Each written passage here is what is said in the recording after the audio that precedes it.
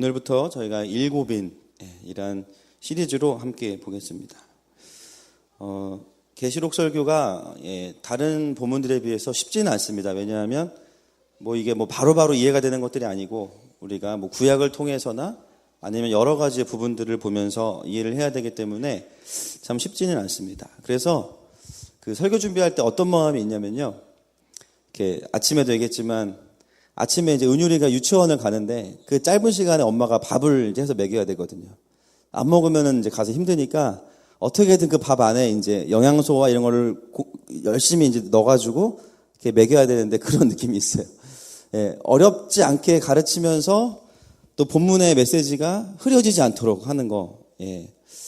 하나님이 하시지만 설교문을 써주시진 않습니다. 그래서 좀 그랬으면 좋겠는데 이렇게 컴퓨터 앞에 앉아서 기도해도 아무 생각도 안 나고 그냥 열심히 공부해야 되고 또 모르겠으면 엎드려야 되고 그런 것 같아요. 근데 개인적으로 감사한 것은 나이는 어리지만 자녀에게 밥을 해주는 어미의 심정으로 매주 말씀을 준비하게 되는 것 같아서 너무 감사하고, 저희가 이 계시록을 설교하면서 제가 두 가지의 목표가 있었는데 첫 번째가 성경을 설교하는 것이었고요. 두 번째는 건강한 성경적 종말론을 우리가 균형을 잡는 겁니다.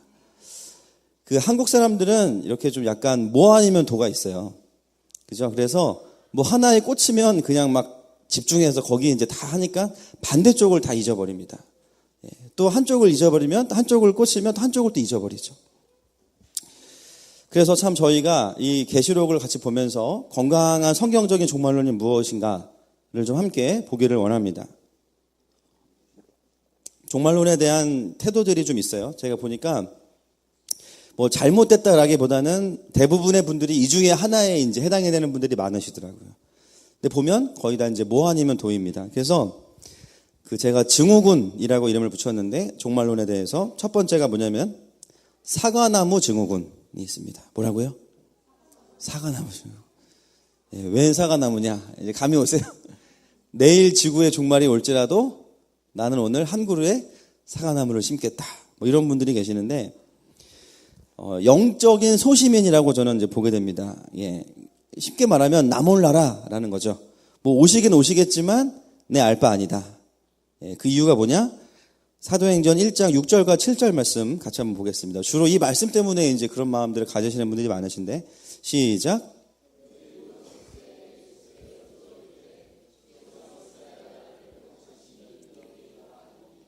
이르시되 때와 시기는 너희가 알 바 아니요. 자, 여기서 우리가 이제 주로 차용하는 말씀이 뭐예요? 알바가 아니고, 알 바 아니요. 그죠? 때와 시기는 아버지께 있으니 우리가 알 바가 아니다. 그러니 나는 내 할 일을 하겠다. 틀린 거 아닙니다. 굉장히 건강한 부분이 있어요. 그러나, 지금 적어도 우리가 그런 생각들을 할 때 근거로 삼는 본문이 여러분 잘 보시면요. 저게 재림에 대한 말씀인가요? 잘 보세요. 뚫어지게. 6절도 한번 보여주시죠.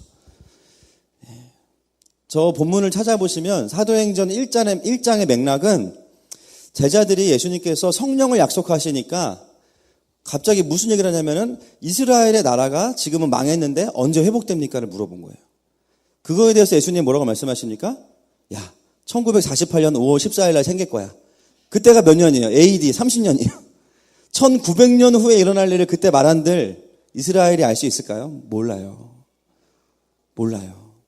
저 말씀은 재림에 대한 본문이기 이전에 이스라엘의 나라의 정치적인 회복을 물어보는 그 제자들의 질문에 대한 예수님의 대답이죠. 그리고 이어지는 예수님의 명령이 뭐냐면 오직 성령이 너에게 임하시면 할렐루야. 너희는 그 때를 알려고 하지 말고 지금 내가 너에게 말하고 싶은 것은 성령의 충만함을 받아서 킹덤, 하나님 나라를 위해 증인이 되라. 이 얘기를 하신 거였어요. 그래서 저 본문은요, 사실은 마지막 때를 우리가 알 바가 아니다. 이렇게 말할 수 있는 본문이 아니라 사실은 이스라엘 나라의 정치적인 회복을 얘기하는 맥락에서 나온 말씀입니다. 만약에 우리가 저 본문을 근거로 마지막 때에 대해서 알 바가 아니다라고 말하는 것은 성경에 나와 있는 수많은 마지막 때에 대한 하나님의 말씀들을 통째로 날려버리는 거죠. 계시록 필요 없고 베드로 전후서, 데살로니가 전후서 내가 알 바가 아니고 나는 그냥 한 그루의 사과나무를 심겠다라는 것입니다. 성경은 종말이 정확히 언제인지는 분명히 말하진 않습니다. 그러나 그 징조에 대해서는 굉장히 상세하게 이야기하고 있습니다. 우리가 뭐 믿든 안 믿든 성경에 기록되어 있기 때문에 마지막 때에 어떤 일이 일어나는지는 다 기록이 되어 있고, 일곱 인을 떼면서부터 그런 일들이 시작이 되는 거죠. 충분히 또 우리가 그것을 알 수 있도록 영적으로만 가르쳐 주시는 것이 아니라 모든 우주에 충분히 광고하고 계시죠. 그래서 우리가 때와 기한은 아버지께 있으니까 열심히만 살자라고 하기에는 그것이 잘못된 것은 아니지만 적어도 성경이 마지막 때와 종말에 대해서 말씀하고 계신 것은 덮어두게 된다라는 것이죠. 이게 이제 사과나무 증후군에 속하는 분들이고요. 자, 두 번째는 어떤 증후군이냐면 좀 길어요. 제가 이름 붙여봤는데 만성 종말 피로 증후군입니다. 자, 한번 해볼까요? 시작. 만성 종말 피로 증후군. 예, 뭐냐면요. 이제 신학적으로는 이렇게 이야기할 수 있어요. 예수님이 초림하실 때부터 말세가 시작돼서 사실은 2000년 전부터 말세였고, 항상 모든 교회는 마지막 때라고 말하기 때문에 사실 나는 마지막 때인 것은 인정하지만 와닿질 않는다. 그리고 내가 살아있을 때는 안 오실 것 같다. 이렇게 말하는 분들이 있어요. 내가 살아계실 때는 안 오실 것 같다. 이건 뭐예요? 기분 탓이에요. 이것도. 그러니까 뭐 주님이 언제 오시냐와 전혀 상관이 없고 내 기분, 내 감정. 내가 살아있을 때는 안 오실 거야. 오시고 계시는데 안 오실 거래. 만성 종말 피로 증후군입니다. 피곤한 것은 우리의 감정 때문이고, 정말 이 시대가 마지막 때로 가고 있는데 내가 피곤하다고 해서 종말이 없다고 하는 것은 이것은 말이 안 되죠. 이런 분들에게는 영적인 우루사가 필요합니다. 그 우루사는 하나님의 말씀이죠. 말씀을 보면서 이게 지금 내가 그냥 언젠가 마지막 때가 오겠지가 아니구나, 이것을 이제 깨닫기 시작해야 돼요. 세 번째는 뭐냐면요, 너무 종말을 주야로 묵상하다 보니까 주님이 그냥 오늘 오실 것 같은 거예요. 막 큰 그림으로만 보다 보니까 막 지금 이스라엘과 막 이란과 막 시리아에 일어나는 일들, 또 미국을 통해서 일어나는 일들, 막 온 열방에 일어나는 일들을 막 정보를 수집하다 보니까 이건 진짜 금방 오실 것 같은 거예요. 또 음모론, 그죠? 뭐 그런 것들이 없다라는 것이 아니라 분명히 있지만 너무 큰 그림을 위주로 보다 보면 뭘 놓치게 되냐면요, 그 종말 안에 있는 나와 내 삶에 대해서 돌아보지 못하게 돼요. 여러분, 이것은 종말을 이해하는 굉장히 중요한 태도입니다. 큰 그림을 보면서 그리고 내 삶의 작은 그림을 같이 보는 것이 필요하다는 거죠. 왜냐하면 큰 그림만 너무 집중해서 보다 보면 내 삶을 이제 어떻게 준비해야 될지 모르는 거예요. 제가 이전에 섬겼던 청년부에 그 전통교회인데 이제 장로님들이 한 12제자는 아닌데 12분 계셨어요.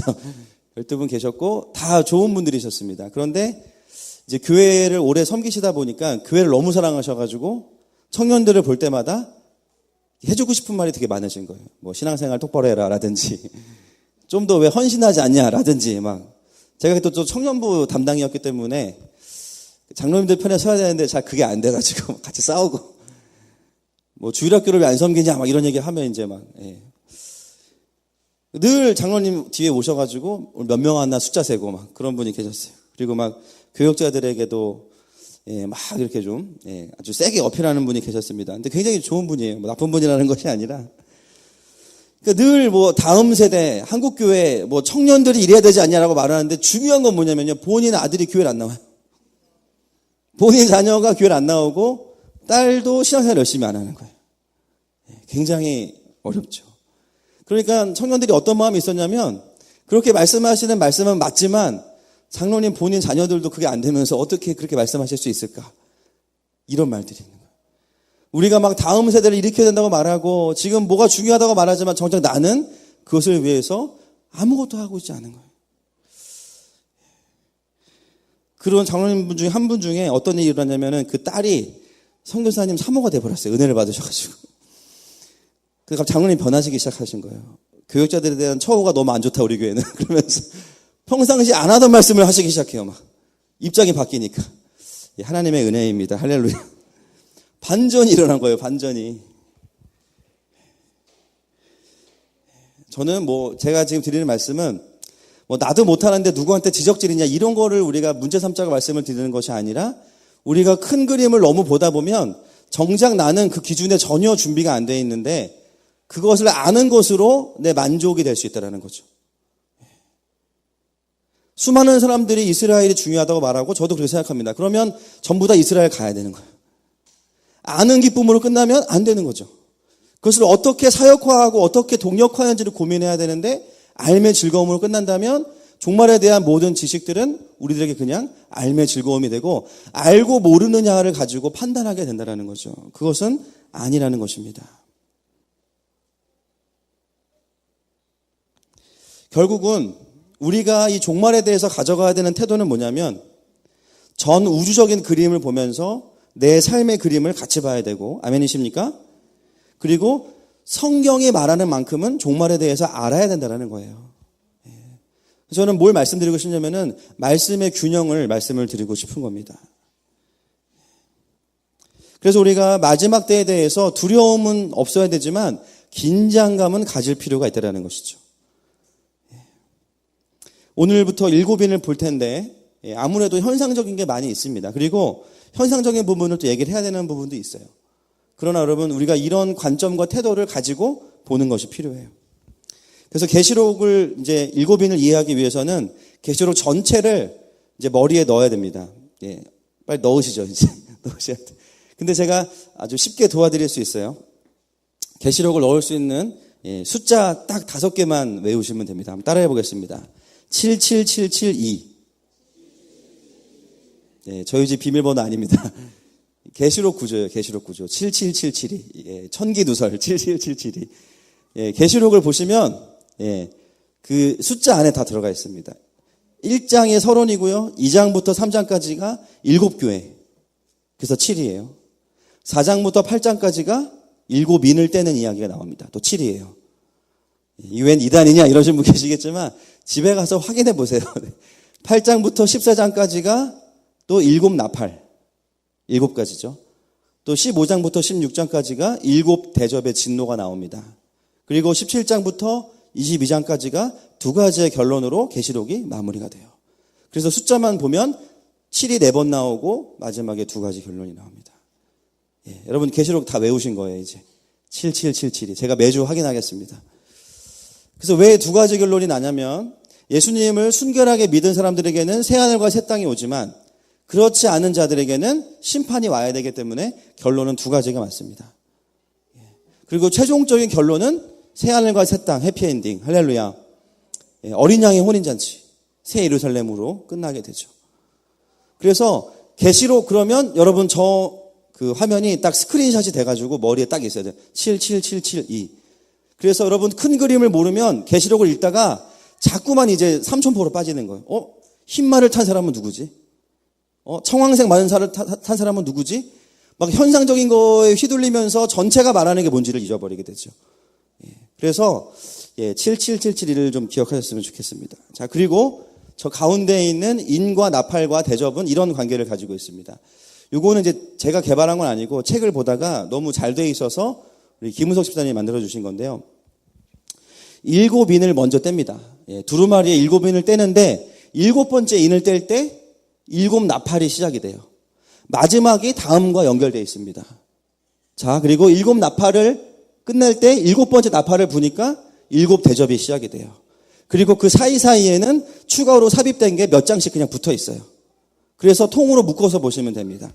이거 시험에 나옵니다. 다 외우셨죠? 예, 너무너무 중요해요. 예, 이런 구조로 계시록 전체가 만들어져 있다, 기록되어 있다라고 보시면 헷갈리진 않으실 겁니다. 그래서 계시록은 사실은 굉장히 심플한 책이에요. 7교회에 대한 책망과 평가와 약속이 나오고 그 다음에는 두루마리를 보여주신 다음에 두루마리를 피는 과정이 뭐예요? 7인을 떼고 7나팔. 두루마리를 핀 다음에 거기에 있는 내용과 심판과 구원의 이야기가 펼쳐지는 거. 쉽게 말하면 요한계시록은 두루마리를 폈다. 이게 요한계시록의 아주 임팩트한 핵심입니다. 자, 수고하셨습니다. 예. 요거만 딱 이해하시면 돼요. 예, 가장 중요한 거. 제가 이거를 원래는 금요 집회 때 좀 천천히 오래 보려고 했는데 주일날 하는 이유가 뭘까요? 일단 중요한 건 너무 중요하고 못 오시는 분들이 많이 계셔서 그래요. 안 오시는 분들을 위해서 하진 않습니다. 못 오시는 분들을 위해서 못 오시는 분들이 많으셔서 주일날 할 수밖에 없다 보니까 진짜 중요한 것만 다루고 넘어가야 됩니다. 이걸 다 풀면 이제 설교가 아니고 강의가 되기 때문에 자, 우리 한번 복습. 자, 계시록 9조 시작. 네, 여긴 다 새하늘과 새 땅에 들어가실 분들만 계세요. 7777이만 기억하시면 돼요. 그 중에 오늘 우리가 보는 이 일곱인을 떼는 이 일곱 봉인 해제. 그게 이제 첫 번째인데요. 여러분 잘 생각해 보세요. 두루마리가 있는데 일곱 인으로 봉인이 돼 있어요. 첫 번째 인을 뗐다고 해서 두루마리가 펴질까요? 안 펴지죠. 결국 일곱 인을 떼는 과정은 뭐냐면 두루마리의 핵심이 아니라 두루마리를 하나씩 띄어가는 과정 속에서 일어나는 하나님의 징조들을 말하고 있는 거죠. 마태복음 24장 5절부터 8절까지 말씀 한번 읽겠습니다. 시작.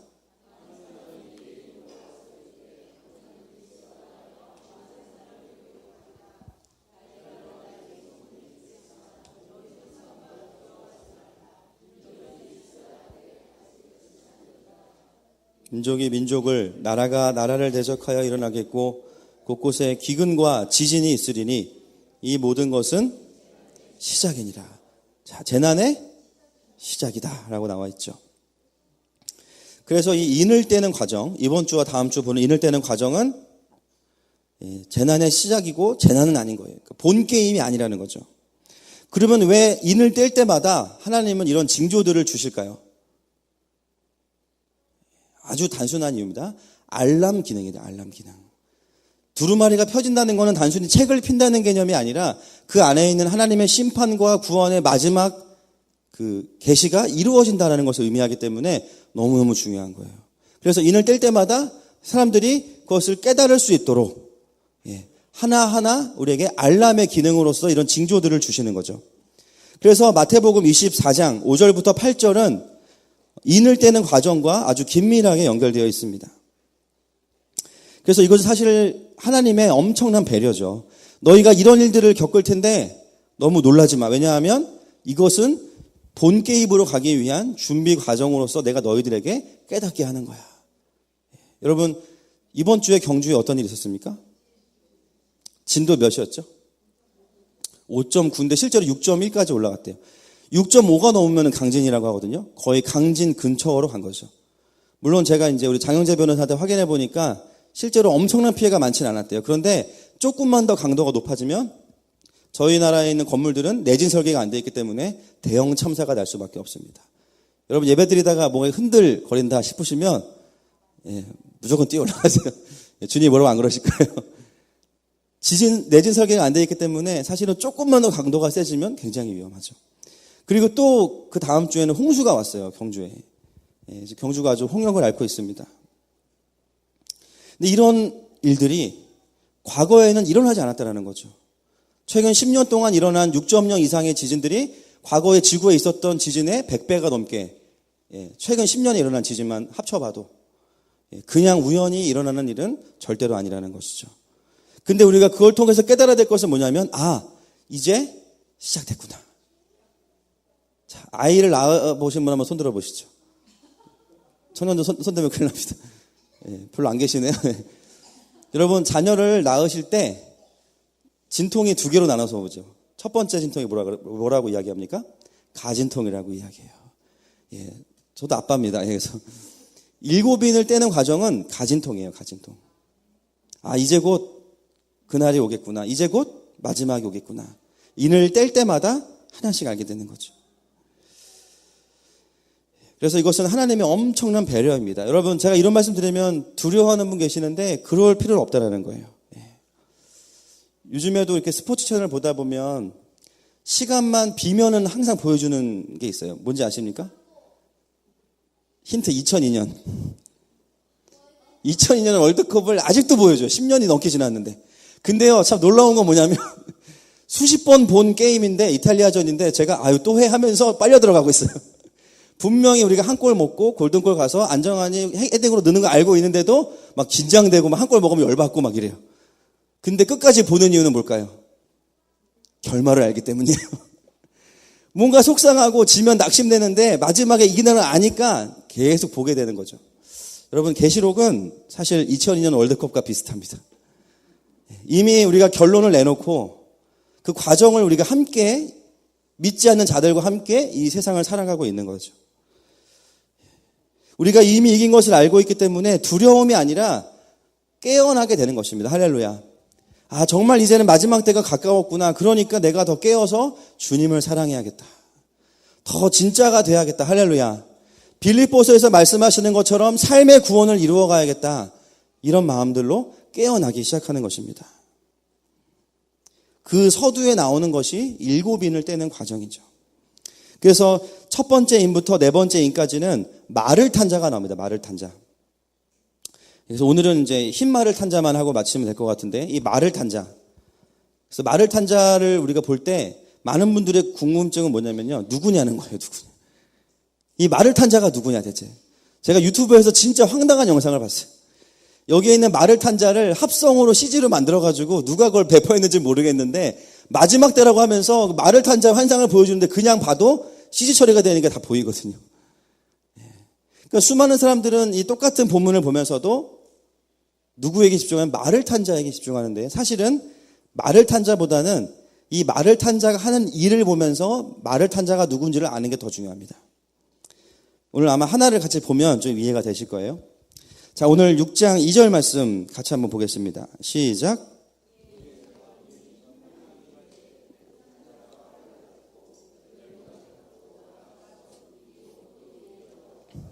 자, 흰 말을 탄 자가 첫 번째 인을 떼니까 등장했습니다.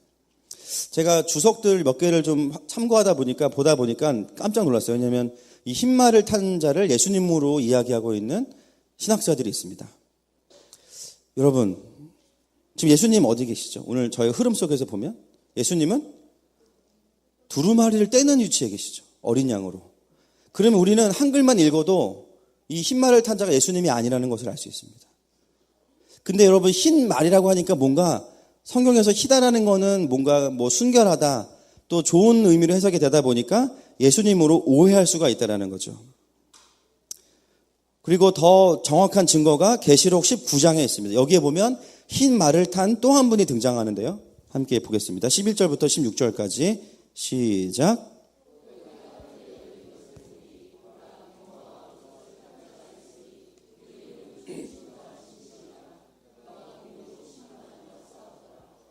그 눈은 불꽃 같고 그 머리에는 많은 관들이 있고 또 이름 쓴 것 하나가 있으니, 또 그가 피 뿌린 옷을 입었는데 하늘에 있는 군대들이 희고 깨끗한 세마포 옷을 입고 백마를 타고 그를 따르더라. 그의 입에서 예리한 검이 나오니 그것으로 만국을 치겠고 친히 그들을 철장으로 다스리며 또 친히 하나님 곧 전능하신 이의 진노의 포도주 틀을 밟겠고 그 옷과 그 다리에 이름을 쓴 것이 있으니 만왕의 왕이요 만주의 주라. 아멘. 여러분, 계시록 19장에도 흰말을 탄 분이 나오고요, 6장에도 흰말을 탄 분이 나옵니다. 자, 우리 최영수 집사 틀린 그림 찾기 기억나시죠? 닮았어요. 19장에 흰말을 탄 분과 6장에 흰말을 탄 분이 굉장히 유사해서 동일 인물로 보기 쉽습니다. 그런데 자세히 보시면 틀린 점이 있습니다. 자, 무기를 보세요. 무기. 19장 15절에서는 흰말을 탄 분은 어떤 무기를 가지고 계시냐면 그 입에서 예리한 검이 나온다고 이야기하고 있죠. 근데 오늘 6장 2절에 보니까 오늘 본문에 나오는 흰말을 탄 사람은 무엇을 가졌습니까? 활을 가졌어요. 무기가 달라요. 무기가. 자, 여러분, 두 분 중에 한 분은 예수님이에요. 누굴까요? 19장에 나오는 분 예수님이에요. 그 입에서 검이 나오고 만왕의 왕이신 분. 할렐루야. 여러분, 첫 번째 인을 뗐을 때 나타나는 흰말을 탄 사람은 예수님과 유사한 이미지를 가지고 있는 이단을 의미하는 것입니다. 예수님은 그 입에서 검이 나와요. 입에서 검이 나온다는 것은 어디 칼집에서 뽑는 것이 아니라 그 존재로부터 하나님의 말씀이 나오는 것이죠. 할렐루야. 그래서 예수님은 무기를 가지실 필요가 없어요. 본인이 하나님의 말씀이시니까. 근데 그 예수님을 흉내낸 6장에 나온 흰말을 탄 사람은 활을 가져야 돼요. 똑같은 성경을 가지고 이야기한다는 거죠.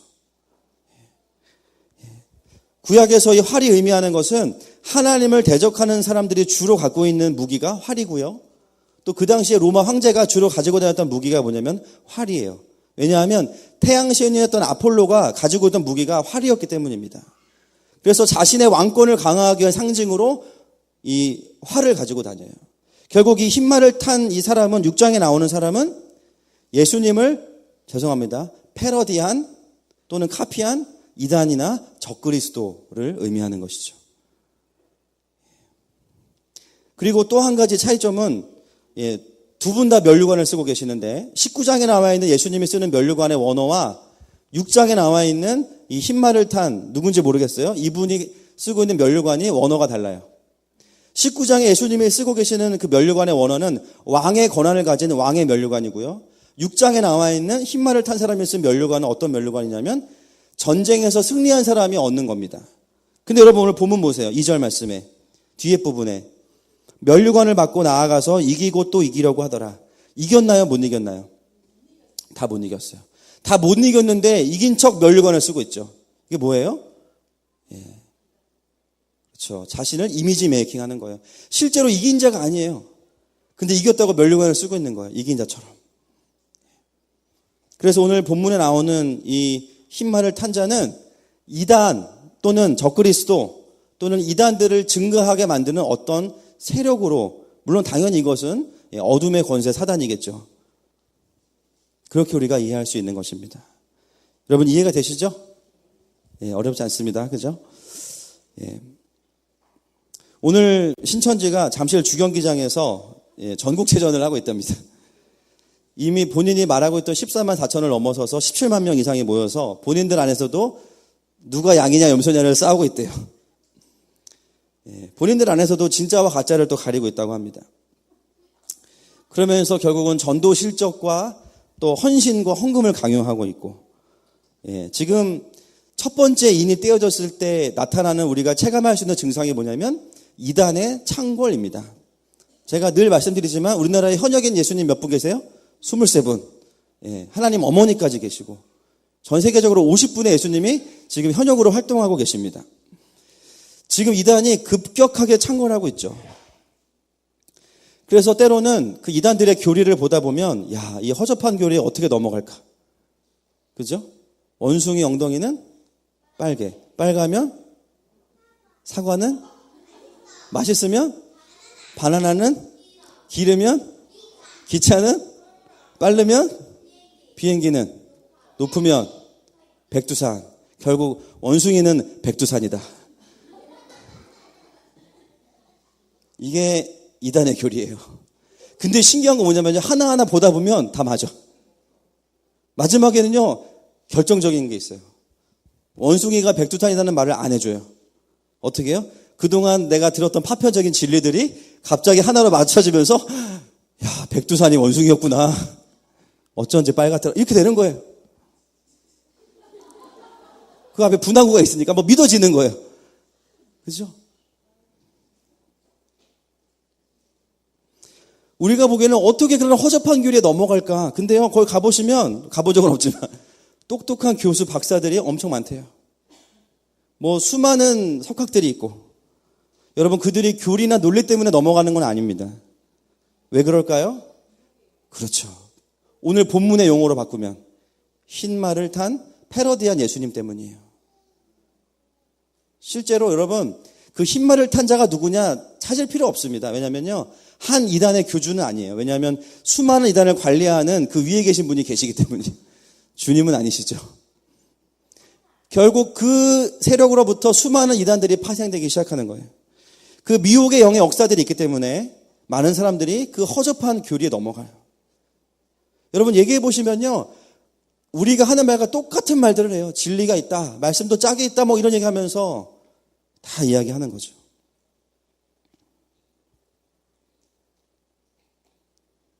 이단은 말씀을 활처럼 자기들에게 유리하게 또 진리를 공격하는 데 사용합니다. 그러나 예수님은 그분 자체가 말씀이신 거죠. 그게 바로 진짜와 가짜의 차이예요. 저희 아내가 결혼하기 전에 퓨마 고객 상담실에서 이제 사역이래 일할 때 이제 거기에는 뭐 환불을 해야 되거나 또 수선해야 되는 제품들이 막 와요. 여러분 퓨마 아시죠? 네, 이렇게 호랑이 이렇게 올라가듯이 이렇게 돼 있는 거. 근데 그 중에 문제가 생기는 게 뭐냐면, 이제 이분이 이분한테 선물을 했는데 진품을 선물한 게 아니고, 이제 동대문 가서 조금 저렴하지만 비슷한 걸 선물한 경우가 있어요. 그러면 이제 이분은 진짜를 받았다고 생각을 하고 쓰다가 이게 하자가 생기면 정식 AS 센터에다가 이제 보내는 거예요. 근데 제 아내가 이제 다년간 노하우가 있다 보니까 딱 보면 안 돼요, 이제. 앞다리가 좀 짧대요. 승천을 하는데 좀 짧아요. 아, 이거 가짜구나. AS 됩니까? 안 됩니까? 절대 안 돼요. 여러분, 진짜와 가짜는 비슷한데 결정적으로 능력이 없습니다. 그들의 피는 우리의 죄를 사할 수 없어요. 아멘이십니까? AS가 없는 거예요, 이단은. 거기 능력이 없기 때문이에요. 아무리 그들이 우리와 비슷한 이야기들을 해대고 성경을 가지고 이야기한다고 해도 그것은 진리가 아닌 거죠. 사실 전혀 다른 종교는 우리에게 그렇게 위험하지 않습니다. 중요한 거는 성경 가지고 자기네들의 논리를 만들어내는 사람들이 문제인 거예요. 그러면 이단과 아닌 것의 가장 중요한 그 포인트는 뭐냐? 요한일서 4장 1절과 2절이에요. 보겠습니다. 요한일서 4장 1절과 2절. 시작.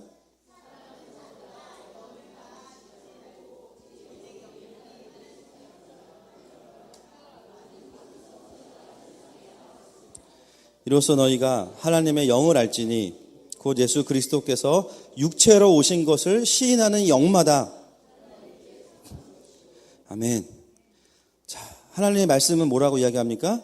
영을 분별할 수 있는 가장 중요한 기준은 기독론인데 예수님의 육체로 오신 것을 부인하는 거. 그 당시에는 영지주의 때문에 그 선하신 신이 어떻게 부정한 몸에 올 수 있냐, 이것은 불가능하다, 이렇게 이야기했습니다. 그것에 대해서 사도 요한은 아니다, 예수님은 온전한 육체로 오셔서 우리의 죄를 대신하셨다, 이렇게 말씀하고 있죠. 여러분, 이 진리는 지금도 동일해요. 다른 거 다 내려놓고 정말 가장 중요한 거 한 가지를 가지고 이야기하라고 한다면 예수님의 온전한 하나님 되심과 그리고 사람 되심을 인정하는가라는 것입니다. 여러분, 놀라운 것들은요, 이단들의 교리가 조금씩 다 달라요. 이단도 공부해보면 그 선배들이 다 있어요. 뭐 전도관 또 그 위에 또 다 있어요. 근데 중요한 건 뭐냐면요, 그들 안에도 핵심적으로 흐르는 교리가 있어요. 그게 뭐냐면 예수님이 육체로 오신 것이 실패되었다라고 이야기합니다. 그러면서 또 다른 육체가 필요한데 그게 누구냐? 나다. 이렇게 하는 거예요. 또 다른 육체. 2000년 전에 오신 예수님 실패하셨고, 특히 신천지가 말하는 그 목자론, 보혜사의 영이 있어요. 아담 이전에 사람이 있었다는 얘기를 해야 됩니다. 왜냐하면요, 그래야 영혼을 말할 수 있기 때문이에요. 그 보혜사의 영이 목자를 선택해서 들어와서 이게 합쳐서 구원자가 되는데, 그동안 성경에 나오는 구원자들은 다 실패했다는 거예요. 노아부터 시작해서 쫙 다. 예수님도 실패하고 다윗도 실패하고. 결국은 새로운 보혜사가 필요한데 누구냐? 네, 그분이라는 거예요. 제가 봤을 때는 저희 옆동 사시는 아저씨 같으신데 그분이시라는 거예요. 결국 뭐예요? 놀라운 것은 시대가 흘렀지만 이단들이 주장하는 것도 그 핵심은 똑같아요. 예수님의 육체로 오신 것을 부인하고 새로운 육체가 필요하다고 이야기하는 거죠.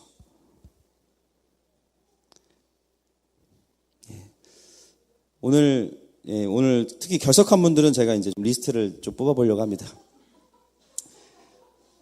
잠실 쪽에 페이스북 들어가면 다 나와요. 근처에 있는 분, 잠실 쪽에 가셨는지 확인하고, 또 오늘만 오신 분들은 수지 많으신 거예요. 그렇죠? 나는 장기 결석자인지언정 나는 신천지는 아니다, 이 얘기를 하러 오신 것 같아요. 몇 년 만에 오신 분들. 네. 우리가 예수님께서 육체로 오신 것만 정확하게 붙들고 있어도 절대로 이단에 넘어가지 않습니다. 너무너무 중요한 거죠. 이게 바로 흰말을 탄 자가 이 땅에 와서 행하고 있는 일들이라는 거예요.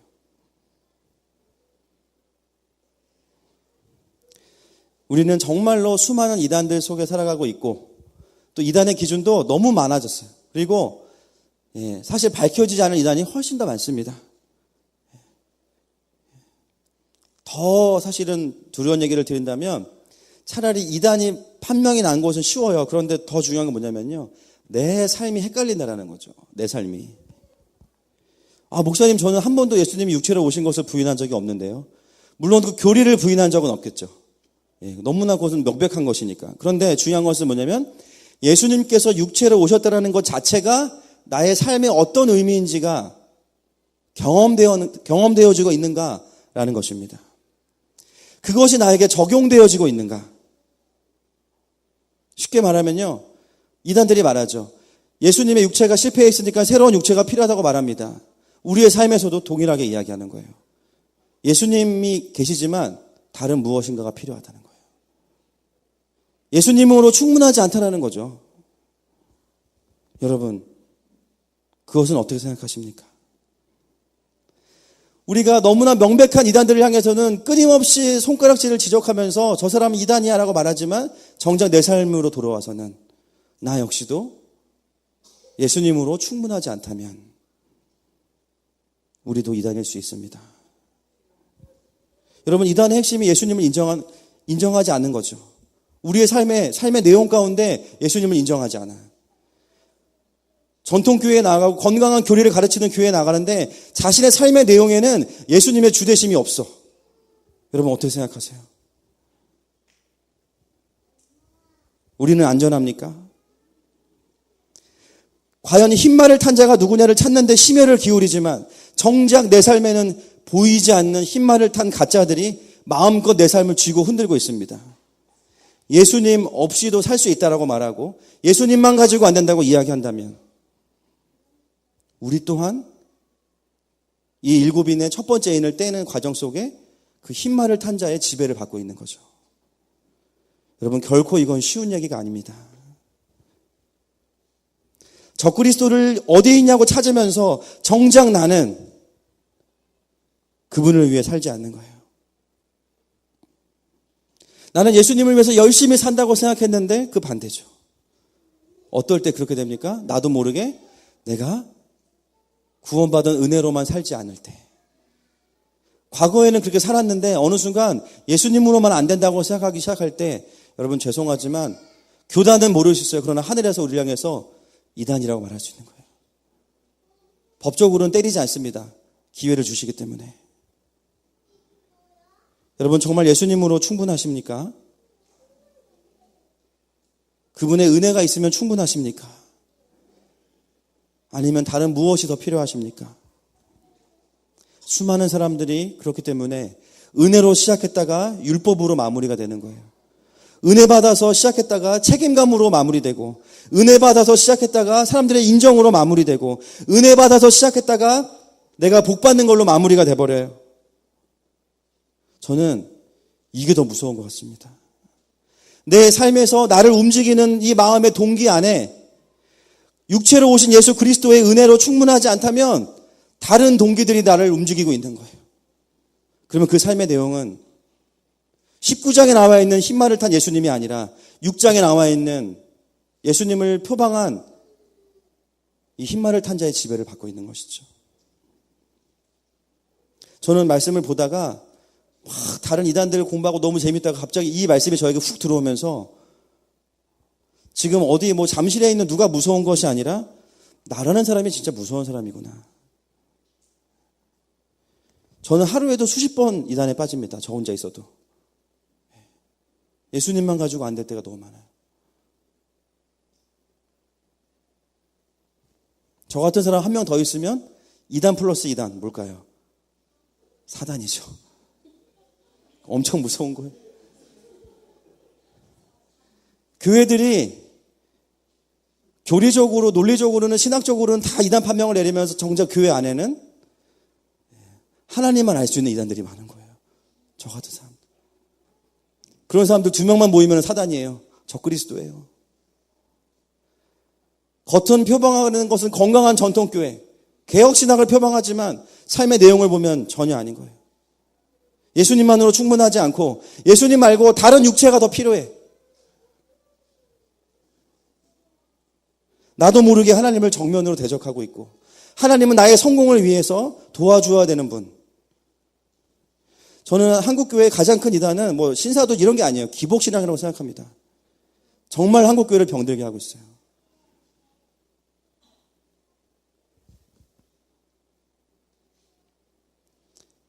여러분, 우리는 우리를 돌아봐야 됩니다. 내 삶에 지금 나를 움직이고 있는 이 주인이 6장에 있는 흰말을 탄 분인지 19장에 있는 흰말을 탄 분인지, 그 어떤 것도 예수님의 은혜의 자리를 위협하게 해서는 안 됩니다. 아멘이십니까? 은혜가 우리의 삶을 움직일 수 있는 거예요. 어떤 분들은 너 은혜 받았으니까는 똑바로 해라고 말하죠. 여러분, 그것도 아니에요. 진짜 은혜 받으면요, 그런 말 안 해도 합니다. 아멘이십니까? 똑바로 안 하면 아직 은혜 안 받은 거예요.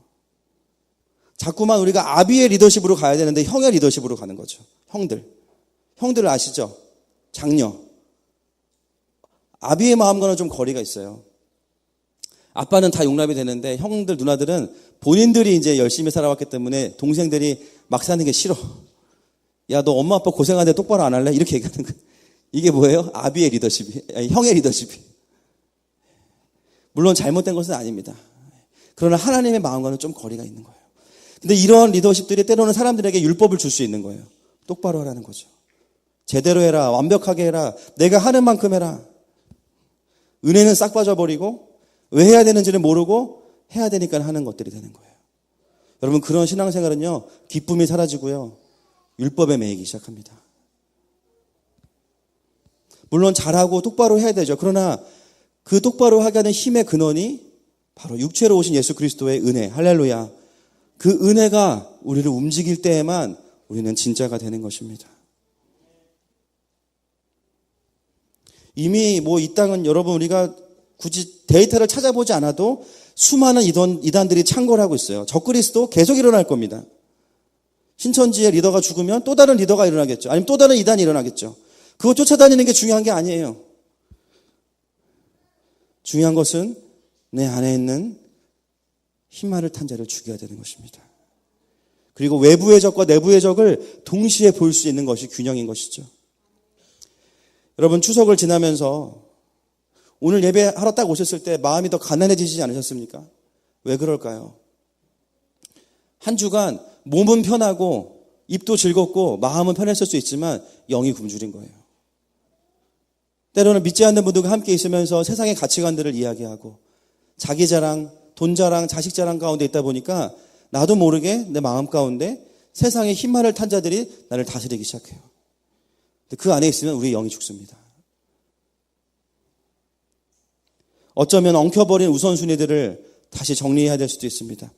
그런데 우리가 돌아가야 될 곳은 율법이나 열심의 자리가 아니라 은혜의 자리로 돌아가는 것입니다. 아멘이십니까? 오늘 이 시간이 다시 그 은혜의 자리를 회복할 수 있기를 주님의 이름으로 축복합니다. 우리 함께 이 시간 주님의 보혈을 선포하고 찬양하고 기도했으면 좋겠습니다.